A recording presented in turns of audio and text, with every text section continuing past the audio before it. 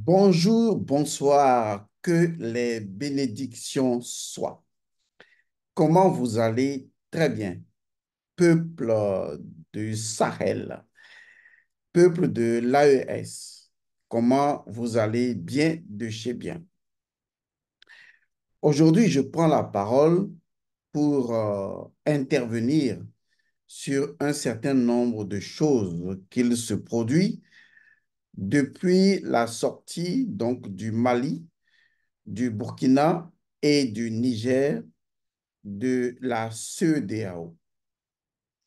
Il y a plusieurs chefs d'État africains de la CEDEAO qui essayent, bon an, mal an, d'une façon un peu insidieuse pour certaines personnes, selon les agendas cachés des uns et des autres, des chefs d'État africains essayent, tant bien que mal, de vouloir recoller les morceaux qui, à travers un discours d'un genre, qui, à travers un autre discours d'un autre genre, chacun se justifiant sur un certain nombre de choses que la CEDEAO est censée faire ou ne pas faire. Et donc, on vit dans un méli-mélo et les gens se demandent est-ce que les pays de l'AES vont revenir à la CEDEAO tel que le sujet, tel que le souhaite la plupart donc de ces chefs d'État de la CEDEAO qui ont commencé à faire déjà des appels de pied pour ramener, disons, les trois pays phares donc, dans le giron, dans le creuset, dans la CEDEAO. Je voudrais ici être très clair. Je ne suis pas le président du Mali. Je ne suis pas le président du Burkina et encore moins le président du Niger. Mais ce que je suis me permet aujourd'hui de dire vraiment la vérité à tous ces chefs d'État qui essayent tant bien que mal de vouloir ramener les pays de l'AES au sein de la CEDEAO. Il faudrait que je leur parle un peu de ce qu'il en est vraiment. Et donc, je voudrais être clair avec ces chefs d'État et je voudrais également être clair avec les populations africaines, le peuple africain éveillé du monde libre. Lorsque vous voyez aujourd'hui la CEDEAO en train d'essayer, tant bien que mal, de vouloir rattraper ce qui, pour nous, est irrattrapable, il y a simplement une question qui se pose à l'esprit de l'homme intelligent, intègre. Est-ce que nous avions vraiment une CEDEAO des peuples? Parce que si on avait vraiment une CEDEAO des peuples, on aurait une CEDEAO capable de faire la lecture dans le changement dynamique en termes de conscience, d'évolution du peuple africain. Parce que il y a véritablement, depuis quelques années, un changement énorme au sein du peuple africain, au sein des populations africaines, et ce changement a commencé depuis fort longtemps.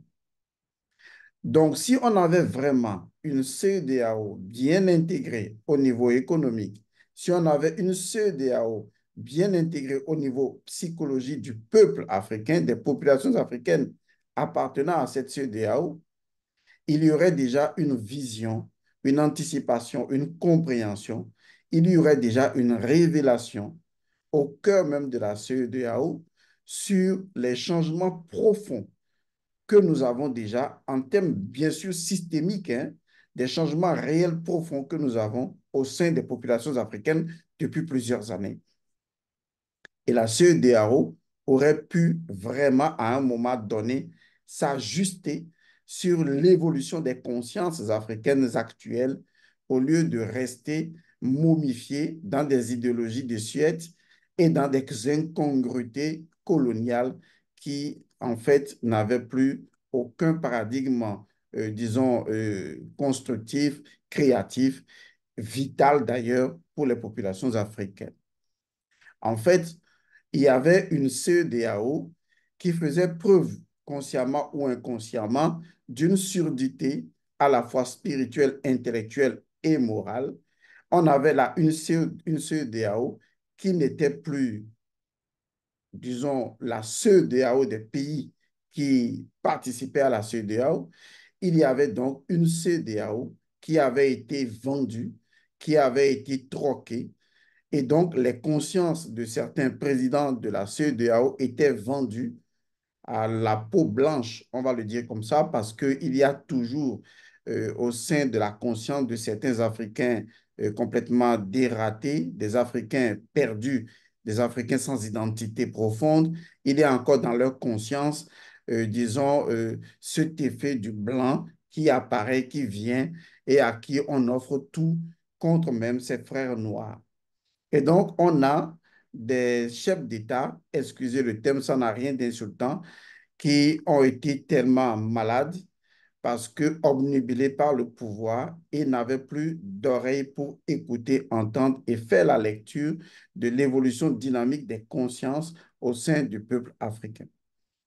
Et donc, la CEDEAO est surprise aujourd'hui de constater qu'en fait, l'AES ne répond en termes d'évidence. L'AES ne répond véritablement en termes d'évidence puisque l'AES devient un peu comme le résultat final, le pic atteint de cette évolution de conscience africaine évoluée. Donc, il y a donc cet accouchement de l'AES qui n'est pas de la prérogative de ces trois chefs d'État du Mali, du Burkina et du Niger, mais plutôt soutenu, sous-tendu par un sol très fertile de conscience de populations africaines qui ont permis, n'est-ce pas, l'éclosion, l'émergence de ces trois personnalités pour dire enfin, ça suffit. Mais pourquoi en est-on arrivé justement là? On en est arrivé là parce que pour la première fois de l'histoire de l'Africain, à notre siècle, bien sûr, il y a eu une chose incroyable, la prise de conscience d'une valeur que la CEDEAO a perdue. En fait, la CEDEAO n'a pas encore pris conscience de ce que lui reprochent vraiment les trois pays de l'AES. Parce qu'une chose est de dire revenez parmi nous, mais une autre chose est de savoir vraiment ce que les trois pays de l'AES vous reprochent et d'en faire justement un cas de conscience, de l'étudier, parce que cela est devenu une véritable maladie qui a complètement ruiné l'éthique, la morale et l'identité fondamentale même de la CEDEAO. Et c'est ça le problème. Et quand je vois certains chefs d'État que je ne voudrais pas nommer essayer de rattraper donc, disons, les choses, je dis que c'est peine perdue. C'est peine perdue parce que jamais, je dis bien jamais, jamais de chez jamais, les trois pays ne reviendront à la CEDEAO. Jamais. Ça n'arrivera pas. Et je suis même d'autant plus étonné que ces chefs d'État font encore des efforts pour ramener ces trois pays, ce qui prouve en fait que ces chefs d'État de la CEDEAO n'ont vraiment pas compris ce que ces trois pays leur reprochent et qui constitue aujourd'hui la prise de conscience ou le fondement essentiel de la prise de conscience de ces trois pays, ce qui fait que ces trois pays ne reviendront jamais à la CEDEAO. Ce n'est pas possible. Vous savez, lorsque vous arrivez à un tournant de votre vie et que vous avez vraiment changé de paradigme, il n'y a plus rien qui puisse vous ramener derrière. Ce n'est plus possible. Tous les grands leaders qui ont changé le monde vous diront qu'à un moment donné de la vie de ce leader-là, il y a un changement énorme de paradigme. C'est comme un tournant décisif. Lorsqu'on prend ce tournant, on ne revient plus jamais en arrière. C'est qu'on se trouve dans deux mondes complètement différents. Et aujourd'hui, c'est ce que je perçois, c'est ce que j'entreaperçois, c'est ce que je visionne et c'est ce que je vois de ces trois pays de l'AES. Je ne parle pas de leur domaine politique, économique, non. Tout ça, ça va se construire avec le temps. Et j'y crois, j'en ai la certitude et la conviction.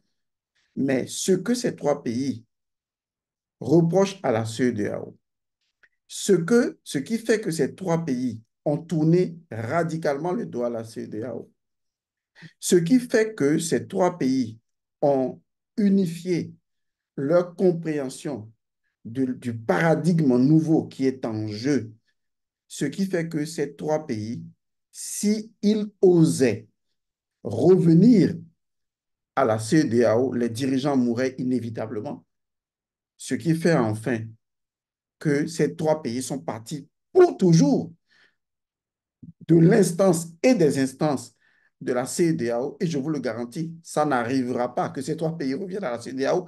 Arrêtez de faire des appels de pied, arrêtez d'essayer. Ça veut dire que vous n'avez pas de réflexion profonde, vous n'avez pas de conseillers avertis. Parce que si vous lisez l'histoire et vous lisez ce qui se passe autour de vous, si vous lisez la détermination des peuples qui soutiennent les pays de l'AES, si vous lisez vraiment au niveau physique et au niveau spirituel, vous n'oseriez même plus. Vous n'oseriez même plus. Et vous n'oseriez même plus du tout essayer de ramener ces pays-là dans la CEDEAO. Ça n'arrivera pas. Ces pays ont pris conscience de ce que la CEDEAO a perdu et qui a fait de la CEDEAO la ridicule de l'affaire. La CEDEAO est devenue la pute, la putain, la salope, la pétasse, la prostituée. Et ces trois pays ont refusé d'être sodomisés ou d'être vilipendés de façon négative par cette institution qui a perdu une chose qui est chère à nos ancêtres, une chose pour laquelle nos ancêtres avaient choisi de mourir. C'est ce qui fait aujourd'hui l'identité commune de ces trois pays. Vous savez, au Japon, quand on dit que quelqu'un se fait harakiri, c'est qu'à un moment donné, il avait, c'est-à-dire que sa dignité était mise en mal et il préférait mourir que de voir sa dignité bafouée. Oui, la CEDEAO ne peut pas comprendre cette valeur de la dignité parce que la CEDEAO n'a plus aucune dignité. On ne peut pas demander à quelqu'un qui n'a pas de la dignité de comprendre la dignité. Lorsque la dignité devient impérative, lorsqu'elle s'impose, lorsqu'elle est devenue le paradigme ou le fondement du paradigme nouveau que trois pays décident de suivre, la dignité.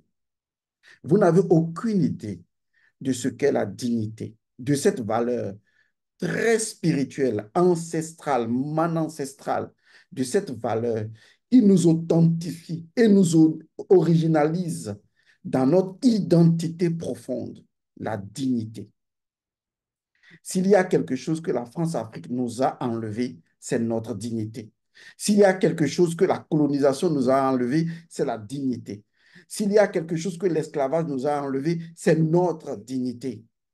Et s'il y a quelque chose que les autres pays, soi-disant évolués, ou les Occidentaux, ont l'habitude de faire valoir sur nous plus que nous-mêmes, c'est de nous faire croire que nous n'avons pas de la dignité. Parce que quand on vous enlève votre identité, de quelle dignité vous parlez? Quelle est votre dignité si vous n'avez pas d'identité? La dignité, cet état, cette qualité, cette valeur qui vous rend digne, qui vous rend fier, qui vous fait vous sentir vous, une personne originale et authentique, issue de son identité. Lorsque quelqu'un n'a plus rien à perdre, même devant la mort, il lui reste sa dignité. La dignité est ce qui permet de regarder l'autre droit dans les yeux et de lui dire une seule chose. Moi aussi, je suis. Est-ce que vous comprenez ça? Moi aussi, je suis. Vous ne pouvez pas avoir une idée vraie de la dignité, mais je peux vous donner un sens profond, métaphysique de la dignité. Lorsque vous regardez le tout, quand je dis le tout, Mao, appelez ça comme vous voulez, et que vous regardez chaque individu et que vous voyez que chaque individu, comme chaque chose de la nature, est unique, ce qui fait l'unicité de chacun, nous sommes tous uniques. Et que au même titre que l'unique Dieu, si vous voulez, nous sommes uniques. Et que l'unique Dieu nous a permis d'être uniques comme lui. C'est parce qu'il nous a respectés, il s'est respecté, il nous a respectés. On dit en ce moment qu'il nous a dignifiés, car seule une personne de dignité peut vous dignifier. Comment est-ce possible que Dieu nous ait rendus dignes, que nos ancêtres nous aient rendus dignes et qu'une communauté vienne nous rendre indignes? La CEDEAO ne connaît pas la dignité.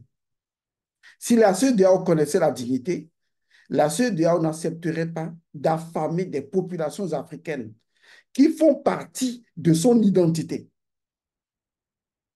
Et venir dire maintenant, devant des micros, d'individus, je ne sais, oui, si la CEDEAO ne faisait rien, qu'est-ce qu'on ferait? Écoutez, lorsque vous n'avez pas quelque chose d'intelligent à partager, ne dites rien. Ce pourquoi j'ai voulu vous parler aujourd'hui, c'est qu'il y a une détermination qui est déjà mise en œuvre et qui est soutenue par l'ère dans laquelle nous nous trouvons, l'ère du Verseau, qui fait que beaucoup de choses vont changer, des bouleversements vont arriver, et que c'est l'ère au cours de laquelle les Africains vont prendre le dessus. L'authenticité et l'originalité vont prendre le dessus. Donc, chers chefs d'État, d'accord, vous qui restez encore de la CEDEAO, je voudrais que vous rentriez en vous-même. Il arrive des moments où certains mariages aboutissent au divorce et ça devient incontournable. Tout dépend du paradigme dans lequel chaque individu s'est retrouvé. Les trois pays de l'AES ont retrouvé ce que vous ne pouvez plus retrouver, à moins de dissoudre cette institution, parce qu'elle a perdu de sa crédibilité à cause du fait qu'elle s'est rendue indigne de ses propres lois, indigne de sa propre vision.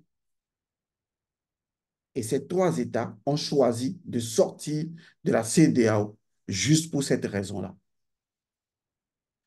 Juste parce que pour la première fois, ces trois pays, ces trois chefs d'État ont décidé de demeurer dignes.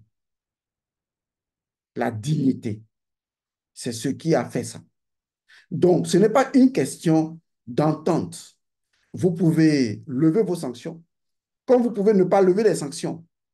Comme le dirait l'autre comédien, on s'en gagne. Parce que quand des gens sont prêts à mourir, vous ne pouvez avoir idée jusqu'à quel point les valeurs, celles surtout de la dignité, a pris le pas. Et quand des gens sont en mesure de vous affronter et de vous regarder droit dans les yeux et de prendre les dispositions pour retourner à leur identité et se faire valoir en tant qu'être, en vous disant, nous aussi, on est, nous sommes. C'est là que pour la première fois, vous constatez que vous pouvez avoir un enfant dans votre maison, votre propre sang, et qu'à force de le battre et de le battre encore et encore, il arrivera un jour où l'enfant qui a été tellement battu arrive à un point culminant de tout ce que vous lui avez fait subir. Et il vous dit tout simplement, papa, ça suffit. Le jour où cet enfant vous dira, ça suffit, vous ne pouvez plus aller plus loin. Parce que pour la première fois, Il a pris conscience et il s'est dit, moi aussi, je suis, je suis. C'est la plus grande valeur. Il retrouve ainsi sa dignité. Trois chefs d'État ont retrouvé leur dignité. Donc, si vous n'avez pas de dignité, il n'y a aucune chance que ces trois pays reviennent à la CEDEAO. Et je vous ai déjà dit, ils ne reviendront pas. Ils ne reviendront plus. N'essayez vraiment pas. Ce n'est pas la peine, c'est peine perdue. Ça n'arrivera pas. Même si vous faites tout pour participer à des choses, etc., ça n'arrivera pas, ça ne changera rien. Parce qu'il ne s'agit plus d'argent, il ne s'agit plus de choses matérielles, il ne s'agit plus de vous n'étiez pas là, vous n'aviez pas dit ceci, vous n'avez pas fait telle déclaration. Il ne s'agit même plus de sanctions. Il s'agit de dignité. Et ça, il n'y a pas de prix pour ça. Il n'y en a pas. Il n'y a rien de matériel pour dire contrebalancer la dignité. Quand la dignité s'exprime, elle va jusqu'au bout. Et il n'y a plus rien qui puisse l'arrêter. Alors, laissez-nous tranquilles. Nous sommes AES. Et c'est fini. Restez CEDEAO. Vous voulez travailler avec nous? Vous ne voulez pas travailler avec nous? C'est votre choix. Mais on ne s'arrêtera pas. Et je dis aux autres pays de la CEDEAO, vous avez encore intérêt à réfléchir vraiment à ce que représente aujourd'hui la CEDEAO en termes de dignité. Et je vous conseillerais de vider la CEDEAO et de laisser la CEDEAO à la France et de repartir à neuf, à zéro, à partir de votre dignité. Parce que la CEDEAO ne sera plus jamais digne. C'est vraiment, excusez-moi le terme, on dirait voilà quoi, une paix quoi. Voilà, c'est comme ça. Je vous remercie. Je voudrais donc faire, j'avais voulu faire cette capsule à l'endroit des tentatives, disons, sous-marines pour essayer de faire ci. Non, ça n'arrivera pas. Vous savez, quand le vent a tourné, il a tourné.